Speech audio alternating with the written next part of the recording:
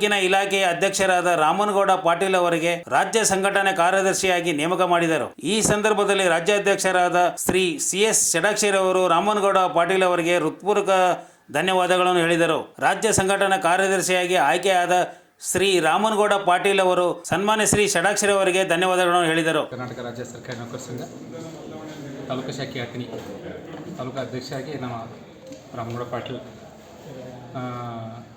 ನಮ್ಮ ಹೆಮ್ಮೆಯ ಅಧ್ಯಕ್ಷರಂತ ರಾಜ್ಯಾಧ್ಯಕ್ಷ ಷಡಾಕ್ಷರಿ ಸರ್ಗೆ ನಮ್ಮ ರಾಜ್ಯ ಸಂಘಟನಾ ಕಾರ್ಯದರ್ಶಿಯಾಗಿ ಇವತ್ತು ನೇಮಕ ಮಾಡಿದ್ದಕ್ಕಾಗಿ ಹೃದಯಪೂರ್ವಕ ಧನ್ಯವಾದಗಳು ಸರ್. ಕರ್ನಾಟಕ ರಾಜ್ಯ ಆರೋಗ್ಯ ಮತ್ತು ವೈದ್ಯಕೀಯ ಶಿಕ್ಷಣ ಇಲಾಖಾ ನೌಕರರ ಕೇಂದ್ರ ಸಂಘ ಬೆಂಗಳೂರು ಇವರ ಆಶ್ರಯದಲ್ಲಿ ಕರ್ನಾಟಕ ರಾಜ್ಯ ಸರ್ಕಾರಿ ನೌಕರರ ಸಂಘಕ್ಕೆ ರಾಜ್ಯಾದ್ಯಂತ ಇಲಾಖೆಯಿಂದ ಆಯ್ಕೆಯಾಗಿರುವ ಪದಾಧಿಕಾರಿಗಳು, ರಾಜ್ಯ ಪರಿಷತ್ ಸದಸ್ಯರು, ನಿರ್ದೇಶಕರು, ಇಲಾಖೆಯ ವಿವಿಧ ವೃಂದ ಸಂಘಗಳ ಅಧ್ಯಕ್ಷರುಗಳು ಹಾಗೂ ಪದಾಧಿಕಾರಿಗಳು 2ನೇ ಬಾರಿ ಕರ್ನಾಟಕ ರಾಜ್ಯ ಸರ್ಕಾರಿ ನೌಕರರ ಸಂಘದ ಅಧ್ಯಕ್ಷರಾಗಿ ಆಯ್ಕೆಯಾಗಿರುವ ಸನ್ಮಾನ್ಯ ಶ್ರೀ ಷಡಾಕ್ಷರಿ ಅವರು ಹಾಗೂ ಕರ್ನಾಟಕ ರಾಜ್ಯ ಸರ್ಕಾರಿ ವೈದ್ಯಾಧಿಕಾರಿಗಳ ಸಂಘದ ಅಧ್ಯಕ್ಷರಾಗಿ ಆಯ್ಕೆಯಾಗಿರುವ ಸನ್ಮಾನ್ಯ ಶ್ರೀ ಡಾಕ್ಟರ್ ರವೀಂದ್ರ ಮೇಟಿ ಅವರಿಗೆ ಅಭಿನಂದನಾ ಸಮಾರಂಭ ಕಾರ್ಯಕ್ರಮವು ಕರ್ನಾಟಕ ರಾಜ್ಯ ಸರ್ಕಾರಿ ನೌಕರರ ಸಂಘದ ಸಭಾಭವನ ಕಬ್ಬನ್ ಉದ್ಯಾನವನದ ಬೆಂಗಳೂರಿನಲ್ಲಿ ನೆರವೇರಿತು. ಸಂಘಟನೆಯ ಅಧ್ಯಕ್ಷರಾದ ಮಲ್ಲಿಕಾರ್ಜುನ್ ಬಳ್ಳಾರಿ ಅವರು ಹಾಗೂ ಕಾರ್ಯದರ್ಶಿಗಳಾದ ಪುಟ್ಟರಾಜ್ ಅವರು ನೇತೃತ್ವದಲ್ಲಿ ಈ ಶುಭ ಸಂಜೆಯಲ್ಲಿ ಅಭಿನಂದನಾ ಸಮಾರಂಭವು ನೆರವೇರಿಸಲಾಯಿತು. ಇದೇ ಸಂದರ್ಭದಲ್ಲಿ ಶ್ರೀ CS ಷಡಾಕ್ಷರಿ ಹಾಗೂ ಡಾಕ್ಟರ್ ರವೀಂದ್ರ ಮೇಟಿ ಅವರು ಕೃತಜ್ಞತೆಗಳನ್ನು ಸಲ್ಲಿಸಿದರು. ಒಳ್ಳೆ ಕ್ಯಾಂಡಿಡೇಟ್ ಬರ್ತಾರೆ ಅಂತೇಳಿ ಎರಡನೇ ತಿಂಗಳು ಕೂಡ ವೆಯ್ಟ್ ಮಾಡಿ ಡಾಕ್ಟರ್ ರವೀಂದ್ರ ಮೇಟಿ ಅವ್ರನ್ನು ಕೂಡ ಜೊತೆಗೆ ತಗೊಂಡು ಮಾಡಿದ್ರೆ ಸಂಘಟನೆ ಚೆನ್ನಾಗಾಗುತ್ತೆ ಅಂತ ಯೋಚನೆ ಮಾಡಿದಿರಲ್ಲ, ಮೊದಲನೇದಾಗಿ ತಮಗೆ ಅಭಿನಂದನೆಗಳನ್ನು ಸಲ್ಲಿಸಲಿಕ್ಕೆ ಬಯಸ್ತೇನೆ. ಇವತ್ತು ತಮ್ಮ ಒಂದು ಬೃಹತ್ತಾಗಿರುವಂಥ ಒಂದು ಸಂಘಟನೆ, ಮಲ್ಲಿಕಾರ್ಜುನ್ ಬಳ್ಳಾರಿ ಅವರು ಅದರ ಅಧ್ಯಕ್ಷರಾಗಿ, ಪುಟ್ಟರಾಜ್ ಅವರು ಕಾರ್ಯದರ್ಶಿಯಾಗಿ, ಹಾಗೆ ನಮ್ಮ ಮೇಟಿ ಅವರಿಗೆ ಸನ್ಮಾನ ಮಾಡಬೇಕು ಅಂತೇಳಿ ನಮ್ಮ ಬೆಂಗಳೂರಿನ 6 ಜನ ಸ್ಟೇಟ್ ಕೌನ್ಸಿಲ್ ಮೆಂಬರ್ಸ್, ಹಾಗೆ ನಮ್ಮ ಜಿಲ್ಲಾಧ್ಯಕ್ಷರುಗಳು, ಹಾಗೆ ನಮ್ಮ ರಾಜ್ಯ ಸಂಘದ ಪದಾಧಿಕಾರಿಗಳು, ಹಾಗೆ ನಿಮ್ಮೆಲ್ಲ ಜಿಲ್ಲೆಗಳ ಅಧ್ಯಕ್ಷರುಗಳು, ಪದಾಧಿಕಾರಿಗಳು, ಬೇರೆ ತಾಲೂಕು ಜಿಲ್ಲೆಗಳಲ್ಲಿ ಬಂದಿರುವಂಥ ಎಲ್ಲ ಆರೋಗ್ಯ ಇಲಾಖೆಯ ನೌಕರ ಬಾಂಧವರು ಕೂಡ ಒಟ್ಟಾಗಿ ಸೇರಿ ನಮಗೆ ಇವತ್ತು ಅಭಿನಂದನೆಯನ್ನು ಶುಭ ಸಂಜೆಯಲ್ಲಿ ಸಲ್ಲಿಸಿದ್ದೀರಾ. ನಿಮ್ಮ ಅಭಿನಂದನೆಗೆ ನಾವು ಕೃತಜ್ಞರಾಗಿದ್ದೇವೆ ಎನ್ನುವಂಥದ್ದನ್ನು ಮೊದಲು ಶುಭಾಶಯಗಳ ಮೂಲಕ ಸಲ್ಲಿಸಲಿಕ್ಕೆ ಬಯಸ್ತೇನೆ. ಅಭಿನಂದನೆಯನ್ನು ಸಲ್ಲಿಸಿದ ಮೇಲೆ ಒಂದು ಜವಾಬ್ದಾರಿ ನಿಮ್ಮದು ಮುಗೀತು. ಬೃಹತ್ತಾಗಿರುವಂಥ ಸಂಘಟನೆ, ಶಿಕ್ಷಣ ಇಲಾಖೆಯನ್ನು ಬಿಟ್ಟರೆ ಆರೋಗ್ಯ ಇಲಾಖೆ ಒಂದು ದೊಡ್ಡ ಸಂಘಟನೆ. ಮೊದಲೆಲ್ಲ ನಾವು ಜಿಲ್ಲೆ, ತಾಲೂಕು, ರಾಜ್ಯದಲ್ಲಿ ನೋಡಿದಾಗ ಯಾರು ಸರ್ಕಾರಿ ನೌಕರ ಸಂಘವನ್ನು ಮುನ್ನಡೆಸ್ತಿದ್ರು, ಸಂಘವನ್ನು ಮುನ್ನಡೆಸ್ತಾ ಇದ್ರು, ಬೇರೆ ಯಾರು ಬರೋಕ್ಕೆ ಬಿಡ್ತಿರಲಿಲ್ಲ. ಈಗ ಸ್ವಲ್ಪ ಕಡಿಮೆ ಆಗಿದೆ. ಅವತ್ತಿನ ಕಾಲದಲ್ಲಿ ಸಾಕಷ್ಟು ಜನ ಈ ಸಂಘಟನೆಯನ್ನು ಮುನ್ನಡೆಸಿದ್ದನ್ನು ನಾವು ಯಾವತ್ತೂ ಕೂಡ ಮರೀಲಿಕ್ಕೆ ಸಾಧ್ಯ ಇಲ್ಲ ಅನ್ನುವಂಥದ್ದನ್ನು ನೀವು ಒಂದು ಕೇಂದ್ರ ಸಂಘ ಒಂದು ಆದರೆ ಅದರಲ್ಲಿ ಹಲವಾರು ಕ್ಯಾಡರ್ಗಳು ಕೂಡ ಇದ್ದಾವೆ. ಅದು ಫಾರ್ಮಸಿ ಇರ್ಬೋದು, ನರ್ಸಿಂಗ್ ಫ್ಯಾಕಲ್ಟೀಸ್ಗಳಿರ್ಬೋದು, ಬೇರೆ ಬೇರೆ ಮಿನಿಸ್ಟ್ರಿಯಲ್ಲಿರ್ಬೋದು, ಥರದ್ದೆಲ್ಲ ಇದೆ. ಅದೆಲ್ಲದರಲ್ಲೂ ಕೂಡ ನೀವು ಇವತ್ತು ಅವ್ರಿಗೆ ಸನ್ಮಾನವನ್ನು ಮಾಡ್ತಾ ಇದ್ದೀರ.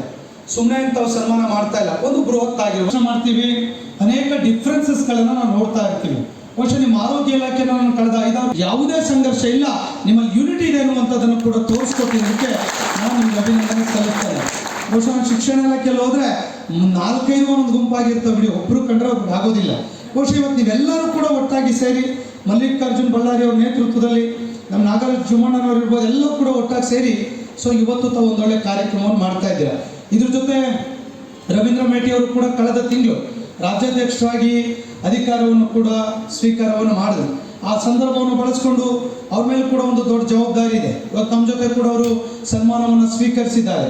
ಬಹುಶಃ ಇಂದಿನ ಅಧ್ಯಕ್ಷರುಗಳಿದ್ದಾಗಲೂ ಕೂಡ ಅಷ್ಟೇ ನಮ್ಮ ಜೊತೆ ಸಂಪೂರ್ಣವಾಗಿರುವಂಥ ಸರ್ಕಾರಿ ನೌಕರರ ಸಂಘಕ್ಕೆ ಎಲ್ಲ ರೀತಿಯ ಸಹಕಾರಗಳನ್ನು ಕೊಟ್ಟಿರೋದನ್ನ ನಾವು ಯಾವತ್ತೂ ಕೂಡ ಮರೀಲಿಕ್ಕೆ ಸಾಧ್ಯ ಇಲ್ಲ.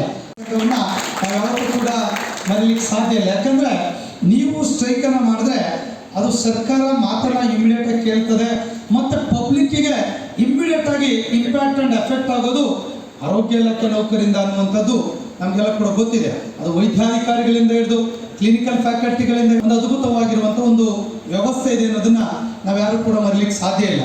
ಇವತ್ತು ಹಾಗೂ ನಮ್ಮ KGM ಪರವಾಗಿ ಆಭಾರಿಯಾಗಿತ್ತು.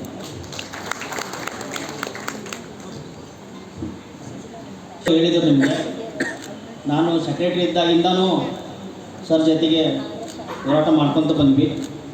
ಈ ನಮ್ಮ ವೈದ್ಯಾಧಿಕಾರಿಗಳ ಸಂಘದವರು ನಾವು ಈ ವಿಶೇಷ ಭತ್ಯೆ ಅಂತ ಒಂದು ಪಡ್ಕೊಂಡ್ವಿ. ಕೋವಿಡ್ ಟೈಮಲ್ಲಿ ಸೆಂಟ್ರಲ್ ಪೇ ಸ್ಕೇಲ್ ಮಾಡಿಸ್ಬೇಕಂತ ನಾವು ಹೋರಾಟ ಸ್ಟಾರ್ಟ್ ಮಾಡಿದ್ವಿ.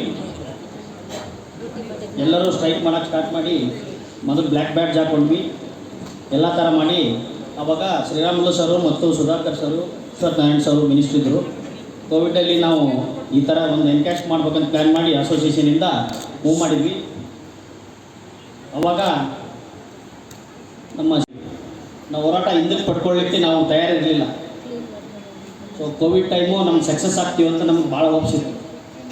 ಸೊ ಯಾಕಂದರೆ ಮೆಡಿಕಲ್ ಎಜುಕೇಷನಲ್ಲಿ ನಮ್ಮದೇ ಆದ ಸರ್ಜನ್ಸ್, ಈಗ ನಾನು MS ಜನರಲ್ ಸರ್ಜರಿ 24 ವರ್ಷ 24 ವರ್ಷ ಸರ್ವಿಸ್ ನಂದು.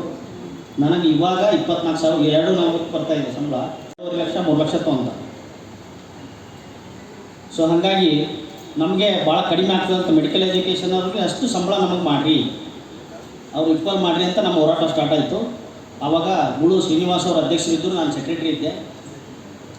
ಮಾಡಿದ್ವಿ ಲಾಸ್ಟ್ ಮಾತುಕತೆ ಸ್ಟಾರ್ಟ್ ಆಯಿತು. ಜಾವೇದ್ ಅಖ್ತರ್ ಸರ್ ಅವರೆಲ್ಲರೂ ಇದ್ದರು. ಆವಾಗ ಒಂದು ಹಂತಕ್ಕೆ ಬಂದರು, ನಿಮಗೆ 100 crores ಎಕ್ಸ್ಟ್ರಾ ಕೊಡ್ತೀವಿ.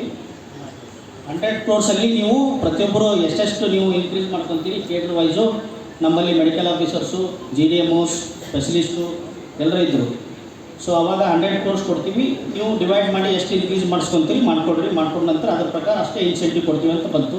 ಆವಾಗ 100 crores ಸಾಕಾಗಿಲ್ಲ ನಮಗಂತ ನಾವು ನಮ್ಗೆ ಸೆಡಕ್ಸ್ ಹತ್ರ ಹೋದ್ವಿ. ಸರ್ ನಿಮಗೆ ನಮ್ಗೆ ಹೆಲ್ಪ್ ಬೇಕು, 100 crores ಸಾಕಾಗಿಲ್ಲ ಅಂತ. ಸೊ ಅವರು CM ಆಫೀಸಿಗೆ ಕರ್ಕೊಂಡೋಗಿ NT ಚೇಂಬರ್ ಬೇರೆ ಒಂದು ಸ್ಥಳದಲ್ಲಿ ಕೂತು ಚರ್ಚೆ ಮಾಡಿ ಈ 100 crores ಯಾವ ಥರ ಡಿವೈಡ್ ಮಾಡ್ಬೇಕಂತ ಪ್ಲ್ಯಾನ್ ಮಾಡಿದ್ವಿ. ಇಲ್ಲ ಇಷ್ಟಕ್ಕೆ ಸಾಕಾಗಿಲ್ಲ ಅಂತೇಳಿ ಮತ್ತವರು ಇನ್ನೂ 125 ಕೋಟಿ ಮತ್ತೆ ಎಕ್ಸ್ಟ್ರಾ ಕೊಡಿಸ್ಬೇಕು. ಸೊ ಹಾಗಾಗಿ ನಮ್ಮ ಒಂದು ಆರೋಗ್ಯ ಇಲಾಖೆ ಪ್ರತಿಯೊಂದು ನಮ್ಮ ಸಭೆಯಲ್ಲಿ ನಾನು ಅವ್ರನ್ನ ನೆನೆಸ್ತೀನಿ. ಏನಪ್ಪ ಅಂದರೆ ನಮ್ಗೆ ಒಂದು ಈ ವಿಶೇಷ ಭತ್ಯೆ ಕೊಡಿಸ್ಲಿಕ್ಕೆ ಮೂಲ ಕಾರಣೀಕರ್ತರು ಅವರು ಒಬ್ಬರು, ಎಲ್ಲರ ಜೊತೆಗೆ ಅವರು ಒಬ್ಬರು ಅಂತ ನೆನೆಸ್ತೀನಿ. ಸೊ ಹಾಗಾಗಿ ಅವರ ನಾಯಕತ್ವದಲ್ಲಿ ನಾವು ಒಂದು ನಂಬಿಕೆ ಇಟ್ಟಿದ್ದೀವಿ. ನಮ್ಮ ವೈದ್ಯಾಧಿಕಾರಿಗಳ ಸಂಘದ ಪರವಾಗಿ ನಾವೆಲ್ಲರೂ ನಮ್ಮ EC ಮೆಂಬರ್ ಕಮಿಟಿಯೊಳಗೆ ಡಿಸ್ಕಸ್ ಮಾಡಿ ನಾವು ಆಲ್ಮೋಸ್ಟ್ ಎರಡೂ ಬೇಡಿಕೆ ಒಂದೇ ಇದಾವೆ. ನಮ್ಮ ವೈದ್ಯಾಧಿಕಾರಿಗಳ ಬೇಡಿಕೆ ಇರ್ಬೋದು, ಎಲ್ಲ ಕೇಡ್ರ ಬೇಡಿಕೆ ಇರ್ಬೋದು, ಎಲ್ಲ ಒಂದೇ ಇದಾವೆ, ಆಲ್ಮೋಸ್ಟ್ ಸೇಮ್. ಏನೋ ಈಗ ಟ್ರಾನ್ಸ್ಫರ್ ಕೌನ್ಸಿಲಿಂಗು ಅದು ಆಗ್ತಾಯಿಲ್ಲ, ಆಮೇಲೆ ಪ್ರಮೋಷನ್ಸು ನಮಗೂ ಪ್ರಮೋಷನ್ ಆಗ್ತಾಯಿಲ್ಲ, C&R ಆಗ್ತಾನೇ ಇಲ್ಲ. ನಮ್ಮದು 3 ಸರ್ತಿ ಸರ್ಕಾರಕ್ಕೂ ವಾಪಸ್ ಬಂತು. ನಮ್ಮದೇ ಆದ ಡಾಕ್ಟರ್ಸ್ ಎಲ್ಲ ಅಬ್ಜೆಕ್ಷನ್ ಮಾಡಿದ್ರಂತೂ ವಾಪಸ್ ಬರ್ತಾನೆ ಇದೆ. ನಾವು ಪ್ರಮೋಷನ್ ಕೇಳಿದರೆ ನೀವೆಲ್ಲ ಅಸೋಸಿಯೇಷನ್ದವ್ರು ಹೆಲ್ಪ್ ಮಾಡಬೇಕು, ಲಿಸ್ಟ್ ಔಟ್ ಮಾಡ್ಬೇಕಂತಾರೆ, ಮತ್ತು ಅರ್ಧ ಡಿಕ್ಲೇರ್ ಮಾಡ್ತಾರೆ, ಅರ್ಧ ವಾಪಸ್ ತೊಗೊತಾರೆ. ಅದಾದ ನಂತರ ಇದೊಂದು ಆಗ್ತಾಯಿಲ್ಲ. JD ಪ್ರಮೋಷನ್ಸ್ ಆಗ್ತಾಯಿಲ್ಲ, ನಮ್ಮ ಟೈಮ್ ಬಾಂಡ್ಸ್ ಆಗ್ತಾಯಿಲ್ಲ, ಪ್ರೊಬೇಷನರಿ ಆಗ್ತಾಯಿಲ್ಲ. ಅಲ್ಲಿ ನಮ್ಮದೇ ಆದ ಇಲಾಖೆ ನಮ್ಮವರೇ ಇದ್ದಾರೆ ಡೈರೆಕ್ಟ್ರೇಟ್ನಾಗ. ಸೊ ಅವ್ರನ್ನ ದೂಷಿಸೋದು ತಪ್ಪನಿಸ್ತೈತಿ ವೇದಿಕೆ ಮುಖಾಂತರ, ಬಟ್ ಆದರೂ ನಮಗೆ ಯಾವ ಕೆಲಸ ಆಗ್ತಾಯಿಲ್ಲ. ಸೊ ಹಂಗಾಗಿ ನಾವು ಭಾಳ ಸಾರಿ ಲೆಟರ್ ಕೊಟ್ಟಿದ್ದೀವಿ. ಬೆಳಗ್ಗೆ ಒಂದು ಲೆಟರ್ ಎಲ್ಲ ಲೆಟರ್ ಕೊಟ್ಟು ಬಂದಿದ್ದೀವಿ. ಅದೇ ಚೆನ್ನಾಗಿ ಈಗ ಮೆಡಿಕಲ್ ಎಜುಕೇಷನ್, ಈಗ ನಮ್ಮ ಇಲಾಖೆಯಲ್ಲಿ ಮೆಡಿಕಲ್ ಎಜುಕೇಷನ್ ನಾವೆಲ್ಲರೂ ಡೆಪ್ಯುಟೇಷನ್ ಮೇಲೆ ಹೋಗ್ತಿದ್ರು ಅಥವಾ ವರ್ಗಾವಣೆ ಮುಖಾಂತರ ಕೆಲಸ ಮಾಡ್ತಿದ್ರು. ಸೊ ಅಲ್ಲಿಂದ ಏಕಾಏಕಿ ಮೊನ್ನೆ ಎಲ್ಲರಿಗೂ ರಿವ್ಯೂ ಮಾಡಿದ್ರು. ಸೊ ಬೆಂಗಳೂರಲ್ಲಿ ನಾವು ಒಂದು 600 ಪೋಸ್ಟ್ ಕಳ್ಕೊತಿದ್ದೀವಿ. ಘೋಷ ಆಸ್ಪತ್ರೆ, ವಿಕ್ಟೋರಿಯಾ ಆಸ್ಪತ್ರೆ, ವಾಣಿ ವಿಲಾಸ್ ಆಸ್ಪತ್ರೆ,